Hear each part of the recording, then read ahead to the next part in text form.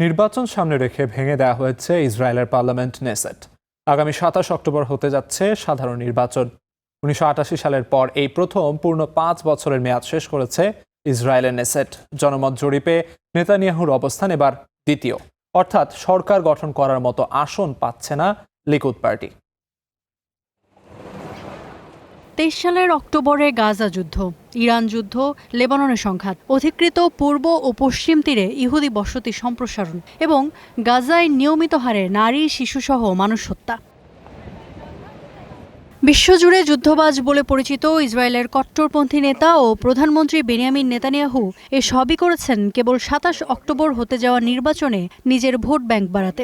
এসবের মধ্য দিয়ে ইহুদি ভোটারদের মধ্যে নিজেকে আরও বেশি কট্টরপন্থী হিসেবেই তুলে ধরতে চেয়েছেন নেতানিয়াহু। কিন্তু জনমত জরিপ বলছে নেতানিয়াহুর চাইতেও আরেকটু বেশি কট্টরপন্থী নেতাদেরই পছন্দ দেশটির ভোটারদের। ইসরায়েলে আনুপাতিক প্রতিনিধিত্ব ভিত্তিক নির্বাচনী ব্যবস্থা চালু আছে। পুরো দেশকে একটি মাত্র নির্বাচনী এলাকা ধরে ভোট নেওয়া হয়। ভোটাররা কোনো ব্যক্তিকে নয়, বরং রাজনৈতিক দলের প্রার্থী তালিকায় ভোট দেন। কোনো দল মোট ভোটের ৩.২৫% বা তার বেশি ভোট পেলে ১২০ সদস্যের নেসেটে সেই ভোটের অনুপাতে আসন ভাগাভাগি হয়।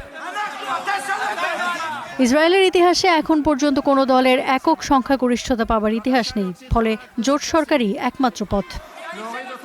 ইসরায়েলের কট্টর ডানপন্থী চ্যানেল 12-এর জরিপ বলছে সাবেক সেনাপ্রধান গাদি আইজেনকোট এবং তার নতুন দল ইয়াশার এখন পর্যন্ত এগিয়ে।